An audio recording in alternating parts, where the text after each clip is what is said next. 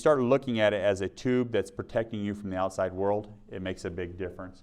And we're putting a lot of things in our guts nowadays that you wouldn't even put on your skin. Most individuals don't give much thought to what your gut barrier really is, but it is like skin on the inside of your body.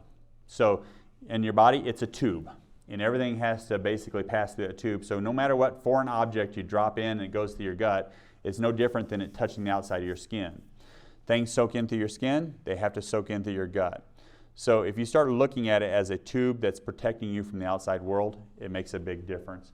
And we're putting a lot of things in our guts nowadays that you wouldn't even put on your skin. Last night, I was reviewing this before I went to bed, and I just thought, what would happen if we poured Pepsi on our skin twice a day? And so I went to Claude AI, and I said, what would happen if I poured Pepsi on my skin and left it on my skin? And basically, it gave me like a 5-page paper of every little chemical reaction that happened and how basically your skin would rot. We're putting sodas, we're putting all those drinks, Monster drinks, all those chemicals in our gut and expecting it to hold up to it. So imagine, I'd like for somebody to do that. If somebody would just go home and start putting soda on their skin every day, take a picture every day and send it to me. That'd be an interesting one. The lymphatic system is the drainage system from your cells. That's how all the debris, all the waste from your cells makes it back into the bloodstream and cleans out.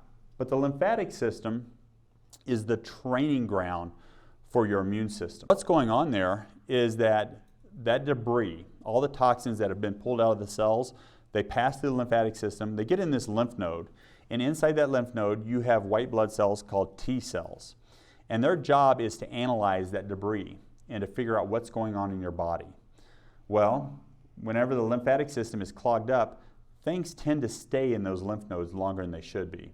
So even healthy tissues, healthy particles, broken down cells that stay in that lymph node, after a while the body says, wow, we have a whole lot of, maybe it's thyroid, or maybe we have a whole lot of the synovial fluid out of our joints. That's the fluid in between your bones and your joints. I think we need to make an antibody to get rid of that. So that lymphatic system is really the training ground where your immune system decides who's good and who's bad. And if it is not flowing and things begin to stagnate and you have lymphatic fluid problems, that training ground becomes really swampy and nasty and signals get crossed. Our toxic burden.